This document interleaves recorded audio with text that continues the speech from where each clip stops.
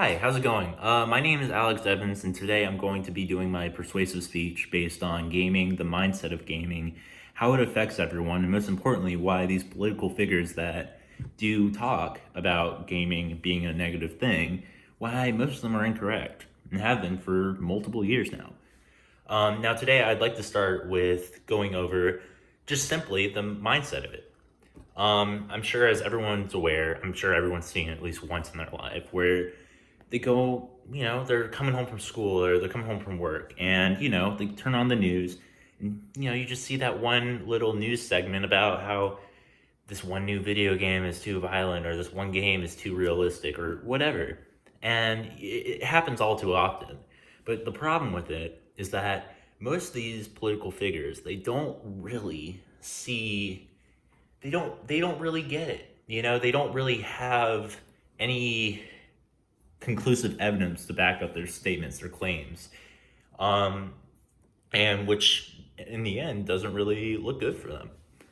However, regarding the mindset, which is what most political figures do believe, is when you look at it, you see all these. You see a bunch of cases, especially about 3 months ago on U.S. Medical Today, I believe. It's in my cited sources. I apologize if I messed up the name, but there was a study that I believe it was a few months ago, and they went over how all of it works, why it's wrong, why there is no evidence based on gamers' mentalities. Now, of course, if someone does have like mental issues, of course, that's a whole different ballpark. But for your average Joe kid who just wants to play games, maybe it's a safe haven.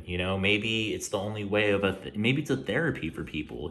Like there's a couple games on my PC where it's like it's kind of like avatar chat room where you don't know who they are and they don't know who you are, but sometimes it's easier just to talk to someone that you don't know. It's a form of therapy, which really has helped multiple people, from ex-military, with PTSD, just talking about that stuff, to losing a loved one. And because of that, I like to believe it truly can help people.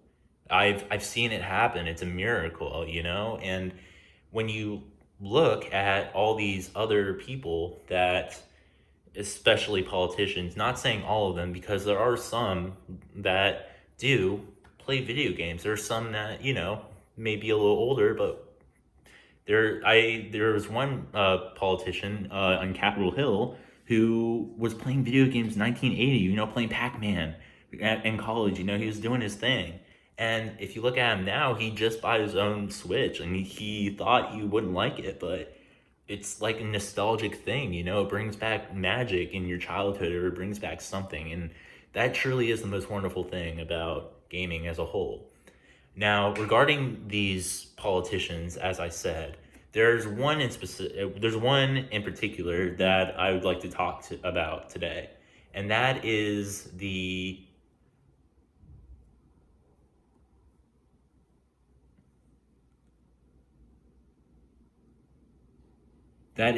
former Senator Joe Lieberman. And pretty much in 1993, he pretty much what he did was he made an entire campaign based off the violence of video games. Why it's wrong to do this, why it's wrong to do that, why, it's just, you can't. And pretty much he had no conclusive evidence, and it was thrown under, just under the bus, whatever. It was gone, it was taken care of, no one talked about it afterwards.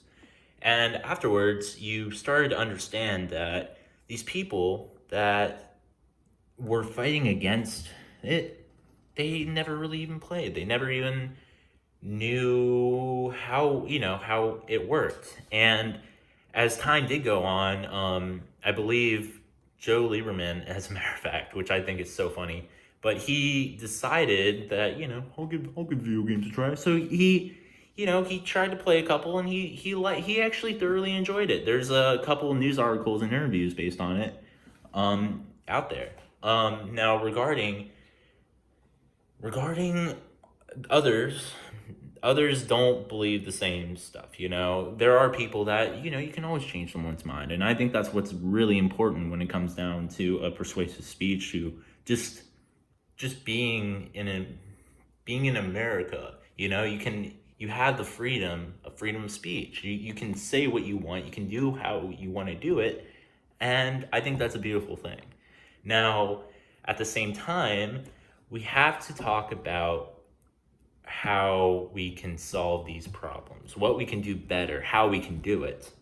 And for that, I believe the most important first step is to have a conversation, to actually think about how we're going to do it, how we're going to do it that specific way. And as long as we have that under control, and as long as we can do something about it, I think that's a first important step. Afterwards, make a website, do a little petition, do something. If you think you're doing something important, then by golly, it's probably very important. And I think that's awesome. When it comes down to it, though, you should always think before you act with that stuff, obviously. Especially like when it comes to a political standpoint like video games, because it is still kind of a spicy topic and for some people, especially nowadays with a lot more violent games coming out. And I'm not a hypocrite. I love them. I've been playing them since I was a kid. I can say that I have this information, and my personal information is based on what I grew up with. I grew up playing these games. I grew up doing this stuff. And most importantly, I grew up seeing all these very wrong news articles based off of video games, which, in my opinion, I do think is very sad. If you're going to do something, don't create a false narrative like most of these people do, but expand on it. Try to get people to understand why you believe what you believe. And then I think, like I said before, that's obviously the most important first step. Now, with my conclusion, let's review. I've gone over the mentalities, the mental health of these people that play video games, and most of it is inconclusive. Regarding politicians, most of them don't play video games, never have. So they can't really say a whole lot, and most importantly, their information is false. So therefore, inconclusive. Not going to work. And lastly, how we can do better. And I think I've gone over that I think I've gone over that pretty well. And if I have to leave everyone with one thing, and one thing only, it's this. Just remember, make sure you formulate your own opinion based on what you see, what your biases are, what your opinion is, because that is what is key. That is what matters more than anything else.